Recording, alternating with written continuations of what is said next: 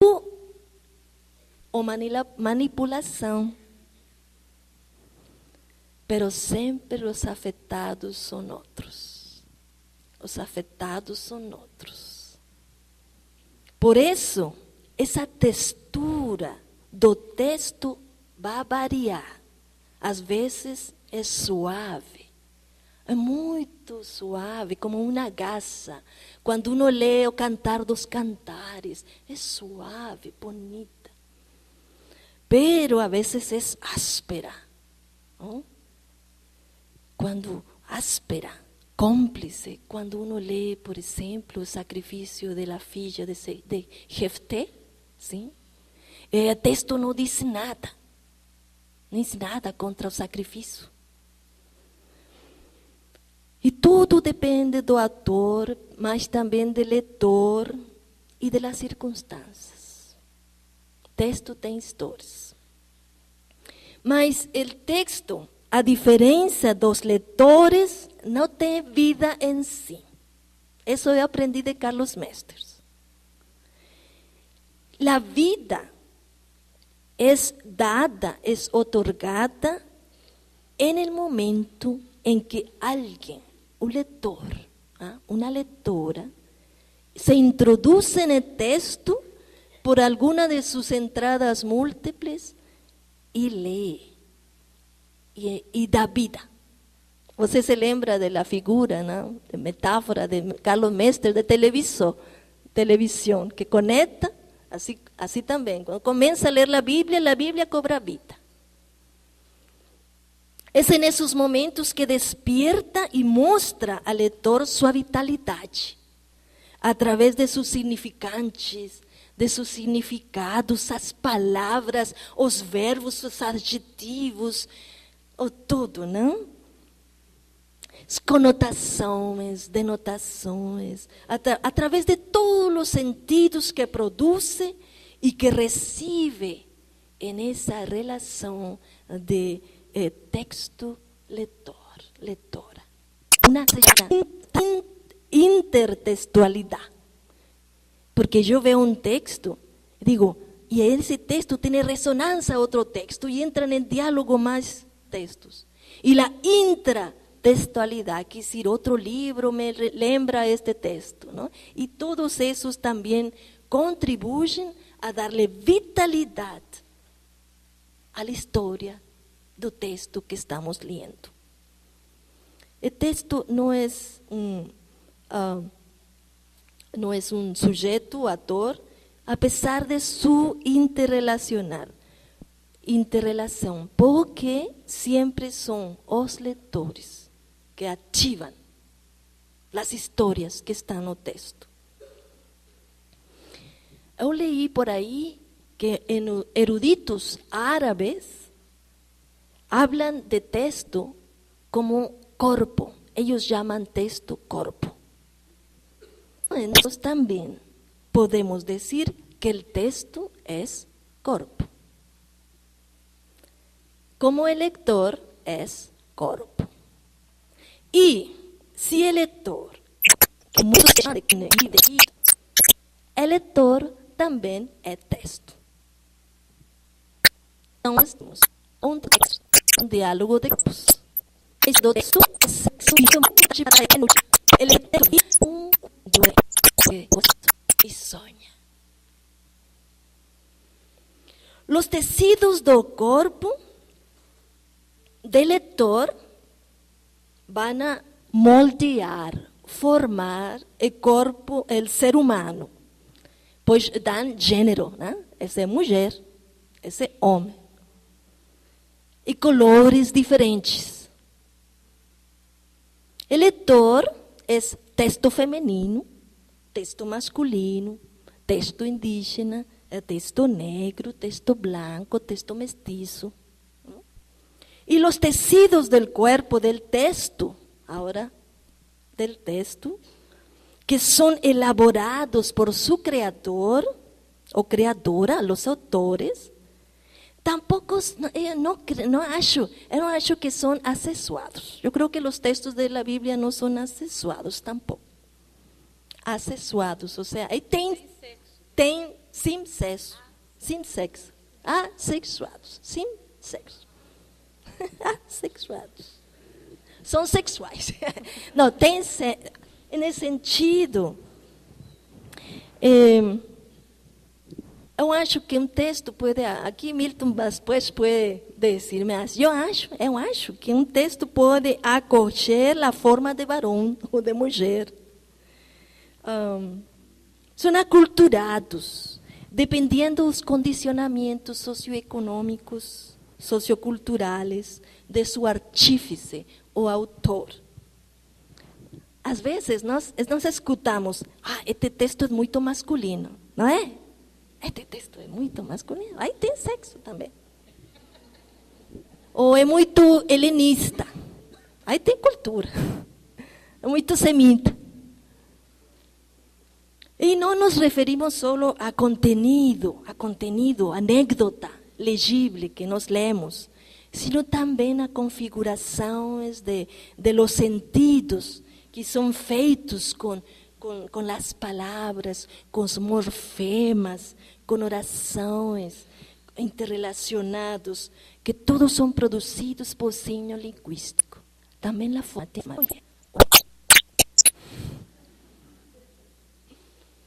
O texto é corpo, e o corpo não é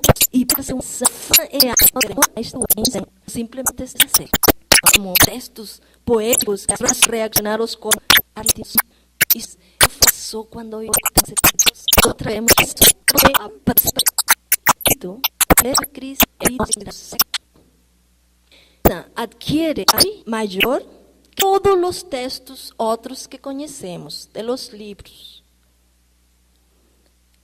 Por exemplo, uma autoridade maior nesse sentido que não se pode cambiar hasta um novo concílio, não sei se é possível, mas o texto bíblico está lá. As leis, por exemplo, podem cambiar, mas o texto não é muito difícil que cambie. Os livros temos, os canônicos. Porque o cânon se clausurou. E os cambios, vai haver cambios, mas esses cambios possíveis dependem exclusivamente, por agora, não sabemos, agora dependem exclusivamente da impressão, ou seja, os leitores, os textos, leitores.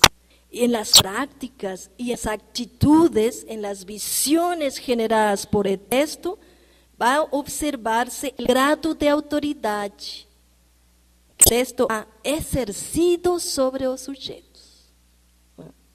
A autoridade está aí. Como eu faço, o que eu faço, me agir. Eu dou autoridade, não só de falar sobre a Bíblia, mas a autoridade é como eu manifesto a Bíblia. E a isto hay que agregar que texto, como é altamente manipulable, ¿no? Por sus muitos sentidos, a manipulação, a interpretação de um texto pode gerar vida, mas também morte. Se lembra de Bush, quando começou a atacar a Iraque, que dizia, se não estão com nós, são com a Bíblia. E os leitores, nós que somos conscientes de esto, de cada crecimiento, pero también explica a outro, algo anda mal, em nossa interpretação. Algo anda mal. Esta é uma relação espiritual muito profunda com as Escrituras, e essa relação ajuda a encontrar la palabra de Dios en la revelación escrita y nos da luz para ver esa presencia de Dios o ausencia de Dios en nuestro mundo de hoy. Ahora yo voy a hablar de las historias de vida do texto sagrado, ¿no? Yo hablé ahora de dos corpos y dos textos que entran en diálogo. Ahora yo voy a hablar de las histórias de vida do texto sagrado.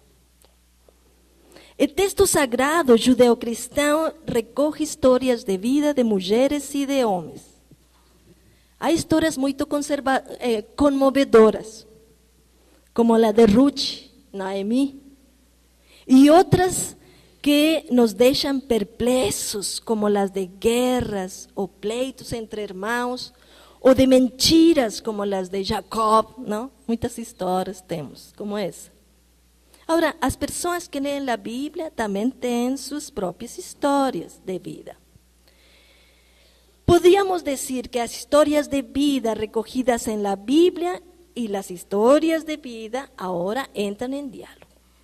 Porque cuando leemos la Biblia, no solo meditamos sobre ella, mas también dialogamos, hacemos preguntas, a veces cuestionamos también, como Job cuestiona, ¿no?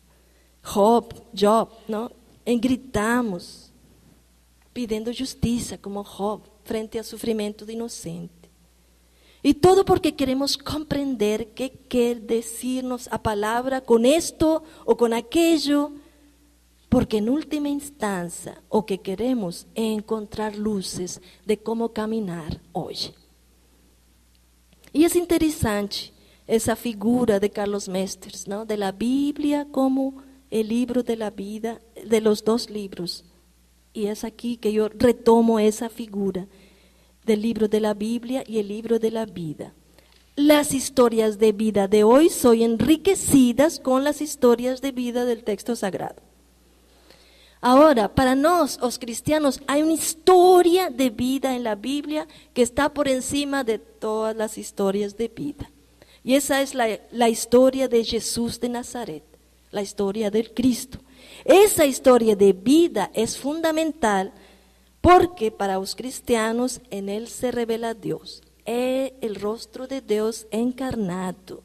Es la palabra encarnada en la historia humana en una cultura específica. Entonces, todo el Nuevo Testamento lo coloca como una historia de vida que necesariamente hay que seguir. Pues de acuerdo a los evangelios, para los cristianos, es el camino que conduce a humanizarnos y ese camino que conduce a Dios. La mis es una mirada intensa del lector en esa historia de vida.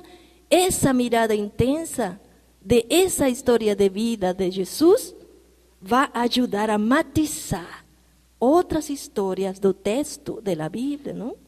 Que podrían ser perjudiciales, ruins, para si se toma de forma fundamentalista, como toda historia de violencia o guerras, esclavitud, discriminação da mulher. Agora eu quero falar da história de vida de los leitores, nós. A través de los siglos, la vida de las personas ha sido impactada por el texto sagrado. A veces, como dije, de manera positiva, muchas veces. A veces de manera negativa. A través de la historia, y sobre todo en los últimos tiempos, cuando leemos la Biblia desde distintas perspectivas, como los pobres, las mujeres indígenas, surdos, y sordos también, yo creo que son marginados, los sordos también. El texto sagrado ha impactado la vida de personas opacadas por esta realidad miserable y ha hecho de ellas seres capaces de caminar con dignidad, de tener dignidad, de decir palabra, de ser. Eu tenho muitos depoimentos de pessoas que han sido impactadas y recobran dignidad con la lectura de la Biblia. Todas las historias de vida de sus lectores han recreado las historias de vida de la Biblia. Mas qué interesante, ¿no? Las historias de vida de los lectores de hoy recrean las historias de vida do texto bíblico. Las enriquecen. Entonces, con el impacto del texto sagrado en la vida de los lectores, hay también un impacto, ¿no? En el texto. ¿Por qué? Porque el texto es actualizado en las prácticas, en las actitudes, en los sueños de muchos lectores de hoy. Eso acontece cuando hay esa apropiación del texto e dessa leitura madura do texto. Quando o texto parece que se põe contra nós, fazemos uma leitura madura do texto. Não? Entramos aí a questionar, a enriquecer o texto. Por exemplo, quando estamos trabalhando com o texto, com os tradutores surdos, encontramos um texto que diz: que tenha ouídos para ouvir, ouva. Mas eles não ouvem. E o que vamos fazer com a tradução? Não vamos traduzir assim. Mas eles encontraram outra forma de enriquecer o texto, de quitar essa parte e de dizer o que o texto quer dizer, mas de outra forma. É assim, que quer entender, entenda. Sim. Quando um texto sagrado colabora com a dignificação, por exemplo, da mulher, ocorre uma realização mútua. A mulher se realiza impactada por texto sagrado, mas o texto sagrado se realiza também. ¿Por quê? Porque se revela, se manifesta como texto divino. El Dios de quien habla el texto sagrado se manifiesta en la dignificación de todas sus criaturas, porque la revelación escrita conduce a esa dignificação. Mas queda uma limitante. Há uma limitante. Muitas vezes o texto sagrado se queda curtinho frente à realidade de as histórias de vida da história atual.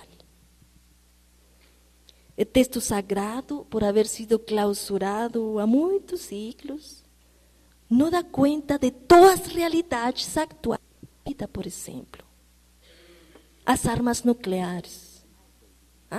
AIDS, armas nucleares, globalização econômica, ou as comunicações. Não?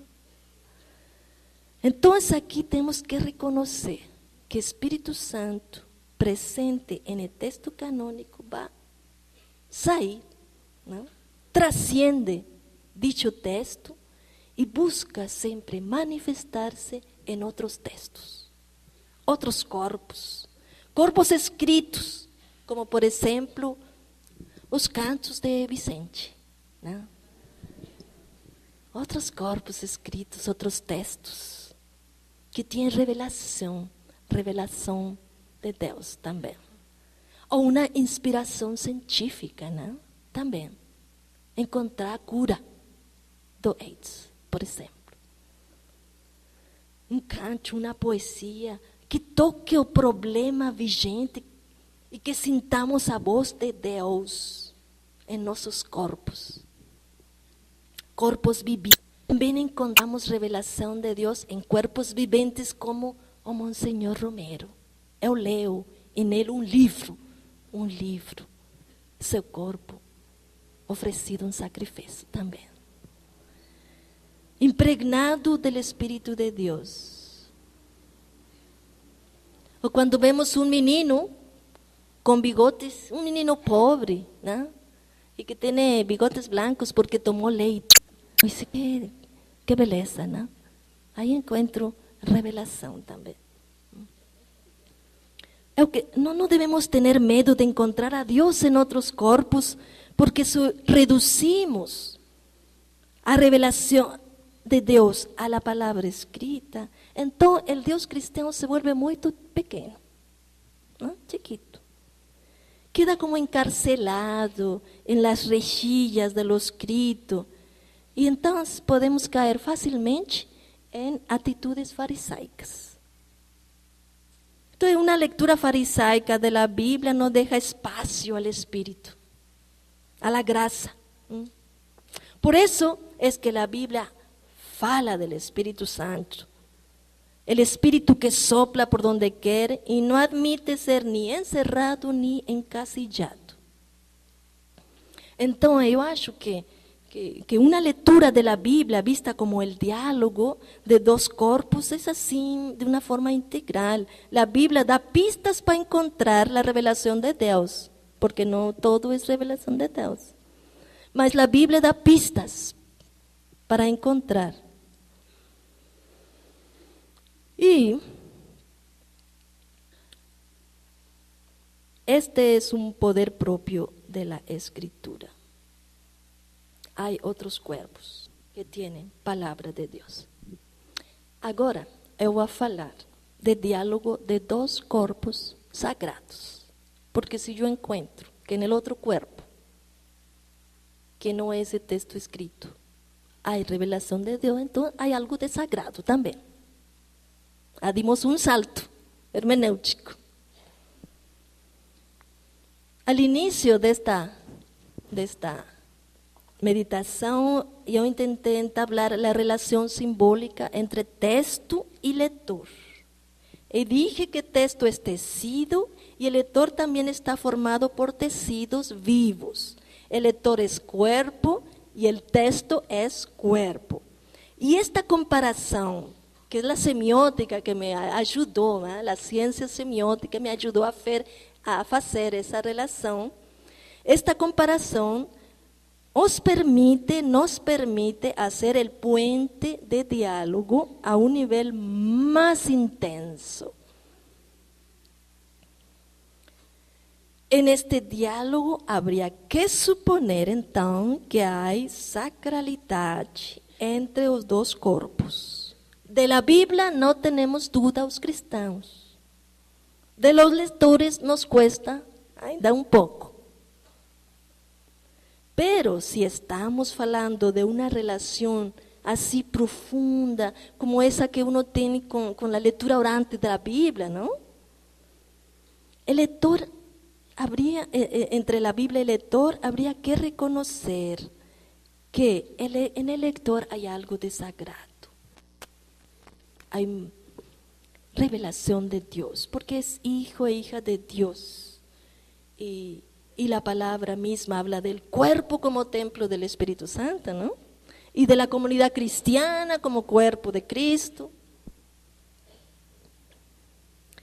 Pero claro, en esta comparación tenemos que hacer también precisiones. El texto escrito está por encima del texto lector. Incluso a los cristianos nos interesa releerlo constantemente para generar nuevas prácticas y actitudes, buscar discernimiento, encontrar dignidad, sentir a Dios. Entonces, en este momento de diálogo entre corpos, se da una relación que podemos llamar intratextual entre la vida de hoy y la vida do texto. Esta es importante porque eu acho que se puede haber una transfusión de epifanía. ¿No? Você sabe que es epifanía, la manifestación de Dios. Sí, si Dios se manifiesta en mi cuerpo, a través del Espíritu Santo, se manifiesta en la palabra escrita, de pronto hay esa transfusión de epifanías entre os dos corpos.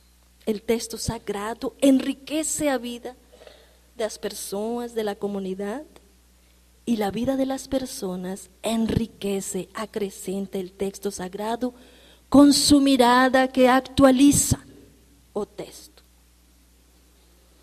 Y ahora, algo muy importante. Este diálogo también puede ser correctivo. Es muy importante, correctivo. Porque la vida de las personas, cuando son influenciadas por el texto sagrado, especialmente la vida de Jesús, corrige prácticas y actitudes que son dañinas, que son ruines, pero también al revés. Mirada, los textos que proyectan destrucciones y violencia. Porque como decía una persona en un taller de Biblia, dice, a veces, rechazar un texto es profundamente liberador. Porque yo rechazo texto, porque el texto mismo me dice que yo rechace otros textos en ese diálogo de historias. Para la comunidad